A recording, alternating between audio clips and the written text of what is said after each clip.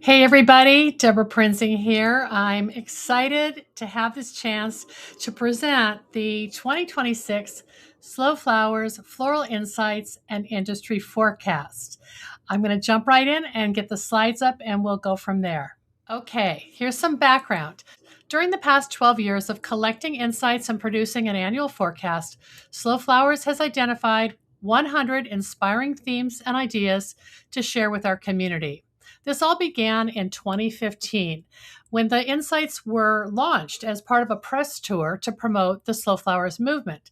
That was a year we worked with a publicist who knew our platform well, someone who had handled several of my past book launches. Her advice: sum up your observations about what has captured your attention, especially newly emerging topics that might be considered fringe or those that are attracting the attention of influencers and early adopters. She continued, package those themes and concepts into an easy to understand presentation with bite sized insights that you can share with the lifestyle media. The forecast was launched with 10 compelling insights that reflected topics of the prior year's activities of Slow Flowers, including my conversations with members, podcast interviews, and all kinds of in-person gatherings. Some were big ideas, others were just small shifts and things I'd observed, but all stimulated dialogue around emerging topics that Slow Flowers viewed noteworthy and predicted would continue to influence our members and their enterprises. Fast forward to 2026. As we enter the 13th year of Slow Flowers Floral Insights and Industry Forecast, new impressions continue to infuse our mindsets and enthuse us. This project has been deepened and professionalized thanks to my collaborator, Robin Ovney, who brings her experience as an ethnographic analyst to the project. Since 2021, Robin has contributed her lifestyle analysis and trend spotting talents to the forecast. That's also the year that we joined forces to launch Bloom Imprint, a boutique publishing company that identifies and produces titles by and about Slow Flowers members. So for 2026, we're calling our entire theme Taking Control. Taking control is on our minds as it feels like there's so much we can't control with uncertainty of daily life. This is very, very top of mind for most of us right now. But taking control is the antidote to all of the distractions that abound. The year 2026 presents a consequential time in our industry. We've been impacted by economic challenges that affect consumer confidence and spending choices. We've been clobbered by supply chain and tariff constraints, and we've continued to see consolidation and closures among large-scale players in the marketplace. What impresses us is that new ideas continue to arrive, exciting and giving reasons to feel confident. The confidence is that seasonal, local, and sustainably grown flowers are more relevant and essential than ever for our present day. During the coming year, when little is certain and the terrain is uneven, consumers are drawn to what they can control. From home design and fashion to film and the environment, we're seeking products, experiences, and personal expressions that bring comfort and cozy to our lives. Consumers are interested in vintage and antique goods, shopping pre-owned marketplaces and secondhand resources, upcycling, repairing and refurbishing, and choosing handcrafted and locally made over mass-produced.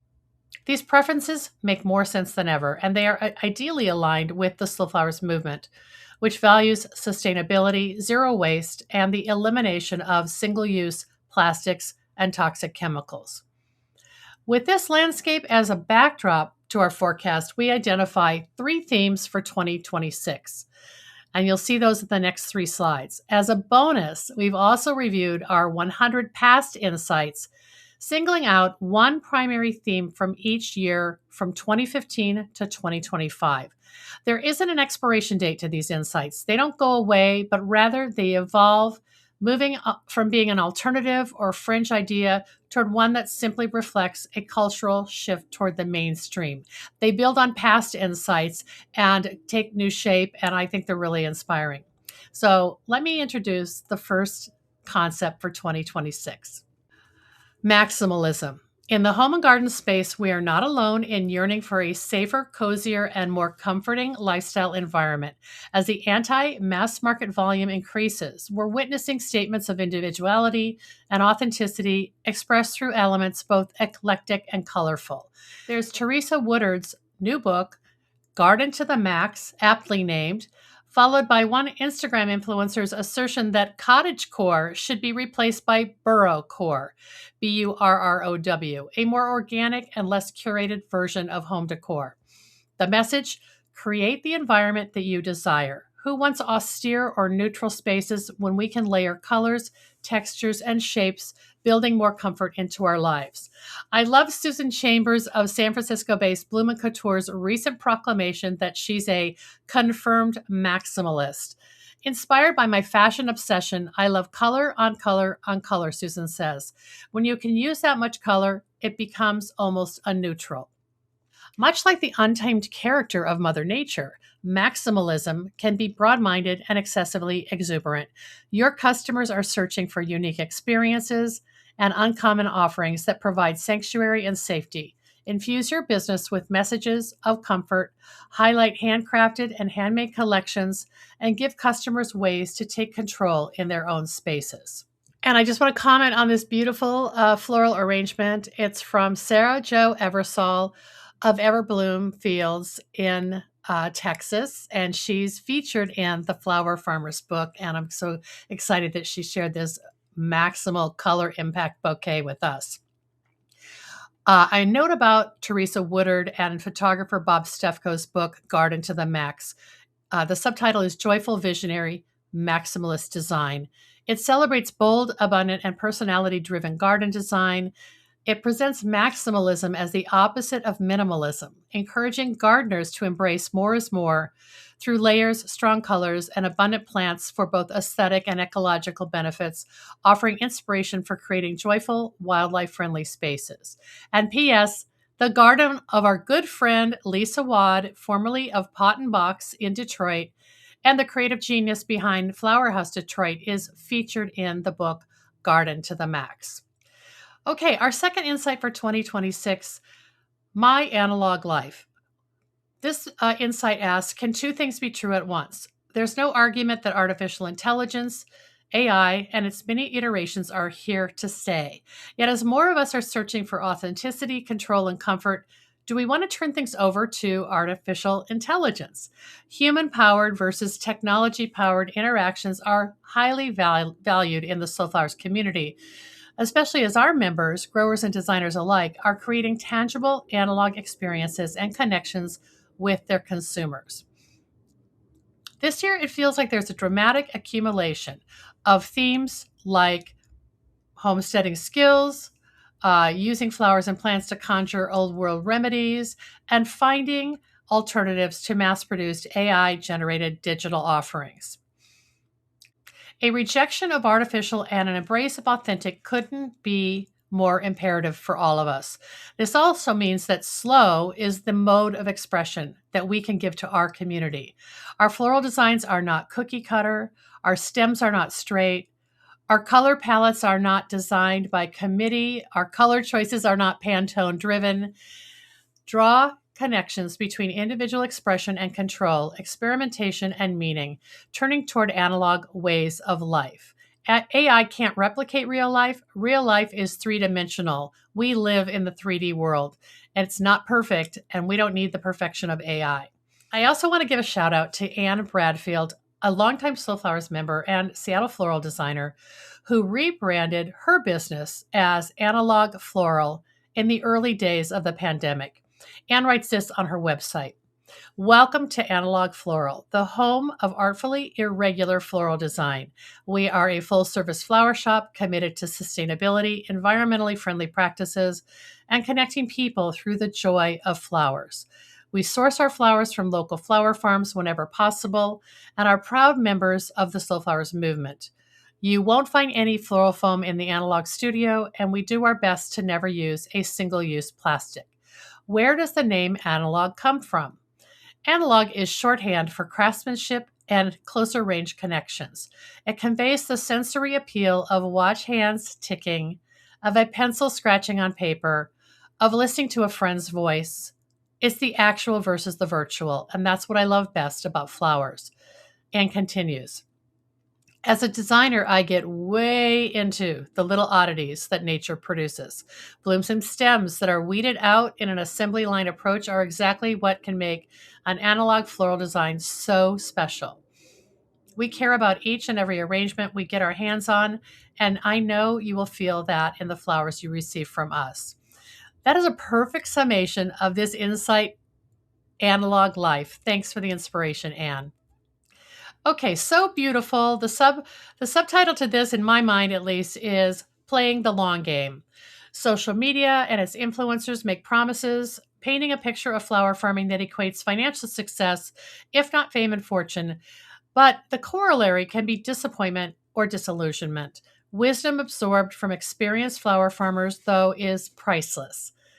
Through our hundreds of hours of interviews with the farmers featured in the Flower Farmers book, we've learned that the most successful farm enterprises play the long game. There's no quick buck or recipe for fast track success.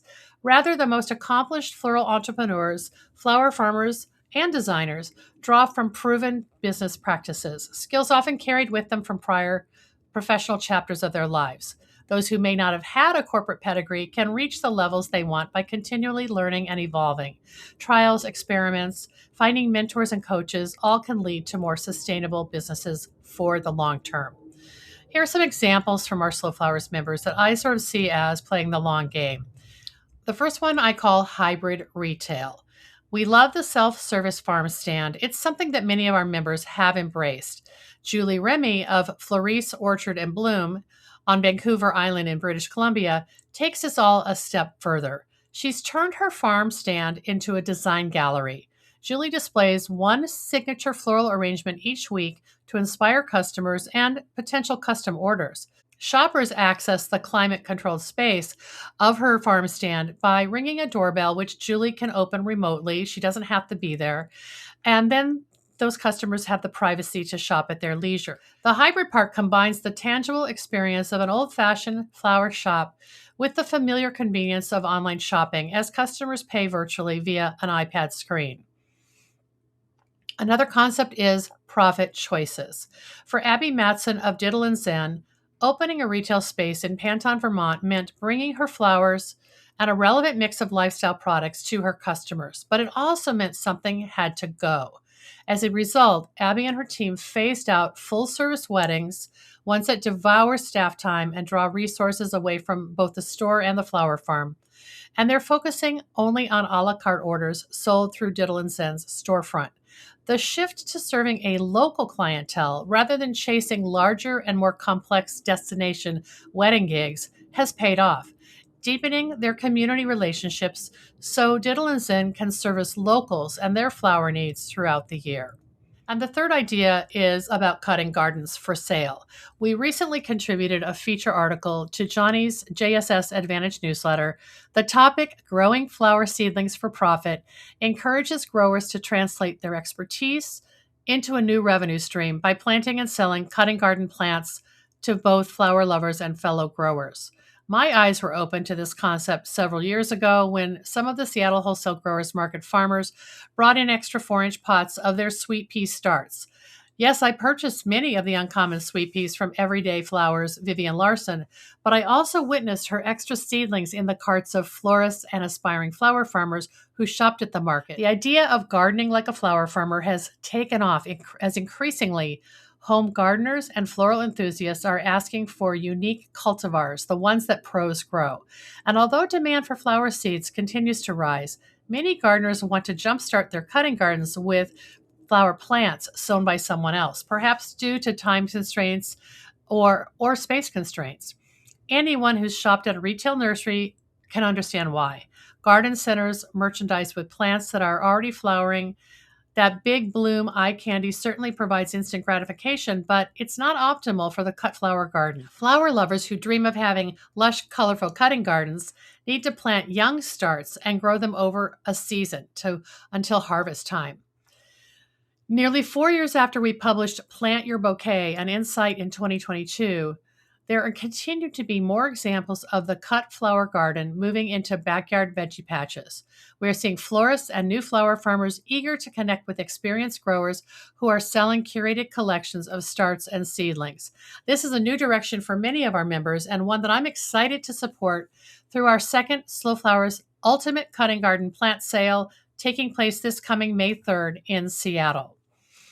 And now I'd love to touch on 11 years of insights from 2015 to 2025. We'll work our way backwards from the most recent to the earliest. So in 2025, the insight that we selected as the most prominent is called Seed Breed. And we asked, is the future of your floral creativity contained in a seed? Flower seed purchases have held relatively stable over the past 5 years, according to the National Gardening Survey, which estimates that 23.4 million U.S. households purchased flower seeds in 2023. We know that home gardeners want to get their hands on the same cut flower seeds grown by professional flower farmers. Kind of relates to the last insight I just mentioned. And now, beyond saving seeds each season, growers are embracing age-old practices of flower breeding. New introductions give growers a way to differentiate themselves in the marketplace. Flower farmers and gardeners alike deserve new varieties to choose from, and it's exciting to see breeders taking notice of that, said Joy Longfellow, flower team technician at Johnny's Selected Seeds. Long before flower breeding took place in laboratories or isolated greenhouses, farmers relied on a low-tech approach, observing unique varieties of food and flower crops through the seasonal growing cycle, selecting and isolating plants with appealing characteristics and collecting their seeds to trial the following season is having an exciting renaissance. While large seed companies have the resources to undertake breeding, it's inspiring to learn from Slow Flowers members who are doing just the same. This insight featured the seed breeding and selection stories from Jennifer and Adam O'Neill of Pepper Harrow Farm, from Katie Tolson of Seed on Hudson, and including the exciting news from Johnny's Selected Seeds Floral team, who introduced their first unique selections, 3 zinnias and a celosia mix, for the 2025 gardening season. And by the way, the image you see here is the celosia Chester copper pot from Pepper Harrow, admired for its beautiful rusty burnt orange characteristics. In 2024, we were particularly inspired by native flora as a concept. There's been an emerging mindset that individual actions, while small, can address climate change. And while the horticulture and landscape professions in North America have long been tuned into the importance of preserving native plant species, that awareness has not been present in flower farming and floral design circles until recently. This insight features the contributions of several of our members, but I want to call out 2 of them. Omaha, Nebraska-based florist Holly Lukasiewicz of District 2 Floral Studio pointed out that within the circle of local flower farmers from whom she sources design ingredients, many are beginning to offer native perennials that are cultivated specifically for cut flowers. Interest in native prairie plants also extends to her couples, like Kelly and James, who recently requested all native perennial blooms for their September wedding. Kelly came to me with a very specific list, complete with the Latin names that she wanted represented, said Holly. Many native perennial blooms, or wildflowers as some people call them, don't have the same longevity as specialty cut flowers. They can behave differently than flowers that are cultivated or bred to be used as cut flowers. There's lots to learn through this process, but Holly sourced from 5 area flower growers to collect the bride's wish list, creating a floral headpiece that you see here, so beautiful, the boutonniere, as well as 30 table centerpieces for the couple's event. Our native flora insight also included an essay from Deb Majerus of Iron Butterfly Flower Farm in Rochester, Minnesota. She titled the essay, Growing Native Plants to Combat Climate Change, and noted, we have started recontouring our land, and it is a goal of ours at Iron Butterfly Flower Farm to implement water capture systems for resiliency and continue to plant native prairie plants. Our garden's deep prairie roots also sequester carbon from the atmosphere into the soil, combating climate change. As Deb continued, farmers love the land. I think farmers are going to be some of the real heroes of climate change, as we know better and do better in many ways, and we are going back to the way things were done years ago. In 2023, I loved this insight, creative waste. Knowing that 40% of flowers are thrown away before they reach consumers' hands, Florists are rejecting the throwaway culture and finding innovative ways to use floral waste, from botanical ribbons to recycling vases and creating homegrown self care products. Waste can become a marketable product. We believe a number of influences are behind today's even greater focus on recycling, upcycling, repurposing, and reusing what we have in our studios, shops, and potting sheds. There was a sustainability survey from the consultancy Deloitte in the United Kingdom that found with fewer choices and opportunities due to the impact of inflation and supply chain disruptions, consumers are finding more innovative ways to spend less, for example, by adopting a more sustainable lifestyle and choosing goods that are more durable or can be reused or repaired easily. Whether people are getting creative because they're still dealing with supply chain issues or rejecting that throwaway culture of too much packaging and too many single use plastic products, our members are getting resourceful. Slow Flowers member Jill Redman of Forage Florals in Santa Ynez, California, really captures how creative waste doesn't have to be ugly. And you can see it in this photograph here. At her shop, Jill and her team keep a jar to brew silk ribbon from discarded flower petals. Every day, no matter what botanical material we bring in, we put some of it in a pot and see what happens with our ribbons, Jill says. Nothing ever comes out the same, but it's pretty magical. We tie all the bouquets going out the door with our custom plant dyed silks. Sustainability is no longer a fringe topic. It has moved to the mainstream in all sectors. Consumer concern about the planet and its future is impossible to ignore, especially given wastefulness that has come to light with excess packing material generated by a spike in online ordering starting during the pandemic. Corporations know it, and whether they are making honest steps to change or just paying lip service to the conversation, their consumers are demanding green practices and transparency. Slow Flowers members are creatively composting, recycling, and repurposing in their everyday practices. One of our favorite stories came from Tammy Myers of Laura Bloom in Seattle, who understood the glass vase shortages many florists faced and who found a solution. She spearheaded a glass vase recycling program through a collaboration with a local private recycling service. Tammy partnered with Ridwell in a pilot collection across 4 Seattle neighborhoods, amassing 117 boxes of unwanted glass vases. She created vase collections by size and type and resold them to florists at a very affordable price through the Seattle Growers Market. Tammy pointed out, not only does this help reuse household products and prevent them from entering a landfill, I spend less and that means more profit in my pocket. And honestly, can you even tell the difference between what is new and what is recycled? Sustainability is so much more than just showing and posting. It's about doing and taking action. I couldn't agree more. Okay, insight from 2022, we called it Plant a Bouquet, and increasingly flower farmers and cut flower growers had been seeing the potential in sharing their expertise with customers who want to plant flowers for their own use. The new twist, gardeners and floral enthusiasts want the same unique cultivars that the pros grow, opening up opportunities for flower farmers to introduce collections of starter plants. I alluded to this earlier. More of our Slow Flowers members, as I said earlier, are finding new revenue opportunities, helping their customers get their hands on cutting garden plants of varieties that the pros grow. One respondent to our 2022 Slow Flowers member survey described her diversification efforts this way. She said, "We're offering education, tips and tricks for customers interested in growing their own cut flower gardens." So for you and your business, we recommended packaging your expertise in crop planning, seed selection, and floral design. It's just smart business to empower your customers to grow anything. It will make them appreciate your farming talents even more. Integrate this insight into your existing business model, whether you develop a scalable planting plan for customers by theme, season, or palette, or whether you sell the plants and seeds as a new product offering. There's no downside to teaching someone to appreciate growing their own flowers. In doing so, you'll unlock a new passion and expand the awareness of local and seasonal flowers in your marketplace. And I just want to point out this photo was shared with me by Fawn Ruckert of Seago Lily Flower Farm of a cutting garden program that she runs for her client Snuck Farm in Utah. So thank you, Fawn, for that gorgeous photo.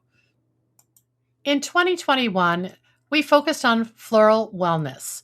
The yearning for a connection to nature is truly unprecedented in our society, something many of you witnessed firsthand in 2020 when Mother's Day shattered prior year's records for floral sales. Demand added up to three words: people need flowers. In past forecasts, we had touched on similar wellness themes, including the popularity of aromatherapy bars in 2018 and in the year of the houseplant in 2019. But floral wellness is more sweeping in its meaning. More than ever, consumers and their senses are drawn to your blooms. They're drawn for fragrance and scent, for medicinal qualities, for skin and body care benefits, for nutritional meals, palate satisfying beverages, and for, above all, their mental health. We define floral wellness as an embrace of the therapeutic importance of flowers, both in our own environments and as a meaningful way to share with others. Floral wellness nurtures a positive and habitual desire to have flowers in our lives, and as an expression of our desire for others to also experience flowers' emotional, physical, mental, and psychic value. This idea can be manifested in ways both simple and accessible to your clients, as well as more ambitious endeavors. And this beautiful photo of the field of lavender is from the Flower Farmer's book. We were given use of this by our friends at Calhoun Flower Farm in New Mexico. I mentioned earlier that native flora, our insight from 2024, was connected to climate change. But in 2020, we actually had an insight, the first time ever, noting that Slow Flowers members were interested in responding to climate change. 44% of our 2019 survey respondents said that they are adjusting growing practices to adapt to climate change. The variables of changing weather and natural disasters have disrupted growers across North America, with extremes ranging from drought and fires to hurricanes and flooding. Use of natural resources, alternative energy sourcing, and the adoption of restorative agriculture practices are factoring into the decisions of many. Flower growers are not the only ones challenged by unpredictable weather or climate patterns. Indeed, everyone is adapting. As florists who crave date-specific botanical varieties know, now more than ever, there's potential for a freak summer hailstorm or unseasonably early frost, wiping out perfect planning for a client's wedding. When we first published this insight, we asked, what are people doing about this reality? And I highlighted a conversation I had with a local Seattle event florist named Lisa Dunton, who convened the Floral Biz and Climate Change, a roundtable discussion for her peers. Rather than feeling just helpless about her worries, Dunton decided to create a chance to air out thoughts about florist roles in the climate emergency and strategize about next steps to take. Because of her heightened awareness about climate change, Lisa had taken steps in her own business. She says that she made a decision at the beginning of 2019 to only source West Coast flowers, with a little bit from Hawaii as well. I've let my clients know, and I also made a point to talk about it with them. I've told them, hey, things might start to look different, but here's why. And all my clients have been really receptive. With decades in the floral marketplace, Lisa says she can measure her personal shift from long distance sourcing to finding design ingredients closer to home, and that also includes foraging. She's foraged at least 15 to 20% of what she puts in her arrangements, and she keeps it hyper local. In 2019, we focused on experiences, not conveniences. In a retail climate where Amazon is king, those who engage floral consumers in authentic, tactile, visceral experiences will break through the click and buy or cash and carry mindset. Customers who connect with you, your story, your flowers, and the origin of those flowers are the foundation of your kindred spirits. And while efforts and actions that strengthen our ties with customers isn't an entirely new concept, it is one you must habitually practice, especially in today's cluttered and distracting marketplace. Events, tours, workshops, and other experiential programming are critical and much more powerful than touching customers through social media channels alone. Dee Hall Goodwin talked about this quite a bit yesterday in her presentation on sustainable branding. I think it really resonated with me when I heard her talk about her practices. Many of you have a deep understanding of the power of experiences, and my advice to you is to continue investing time, resources, and creativity to offer the floral marketplace a chance to forge a relationship with you and your flowers. You don't have to be a professional event planner to pull off an experience-rich program. Not at all. Start small and open your studio or farm gate to flower lovers. You'll be positively rewarded. For 2018, our top insight was slow pottery. Florists are stepping into the realm of product development via innovative collaborations around the vessels they use. This means an emergence of curated pottery and vase collections, as well as other product lines that allow florists to expand what they offer to clients. This demand for American made pottery first caught our attention when the New York Times published an article in December 2015 called The Budding Ceramics to Table Movement, with the subtitle Why Handmade Ceramics Are White Hot.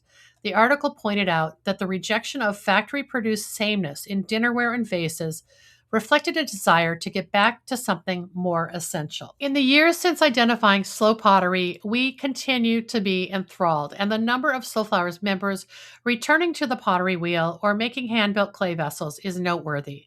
Many are drawing from fine art and ceramics training, perhaps reviving an earlier practice from their lives.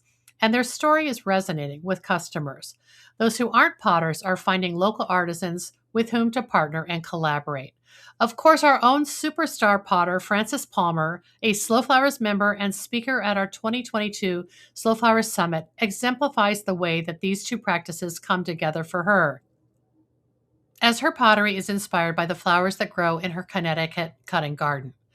We also hosted a meetup session on the topic of slow pottery in March 2023, tracking the creative work of floral artists and those they collaborate with to make one-of-a-kind vessels for their flowers. Several creatives in the Slow Flowers community shared their collections while also discussing sustainability, supply chain issues, and a desire among Slow Flowers members to celebrate artisan pieces rather than throw away vases.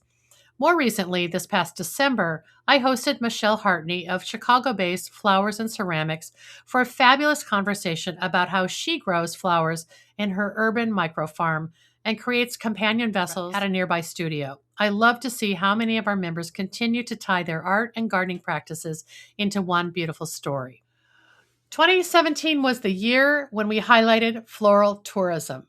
Far beyond seasonal you-pick offerings, savvy farmers and florists are luring floral consumers to their fields, shops, and studios for a combination of inspiring creative experiences and flowers. Home and garden tours have been around for decades, those popular insider opportunities that give design and plant lovers a peek indoors or a chance to step inside the garden gate to see creative and often private environments. And now flower farms are getting in on the act, which we are calling floral tourism. More than ever, design schools and flower farms are producing floral-themed experiences, from tours to private workshops.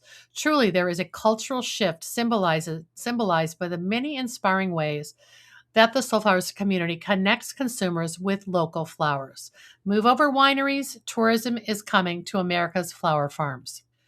2016, we highlighted dried flowers, calling them modern everlastings.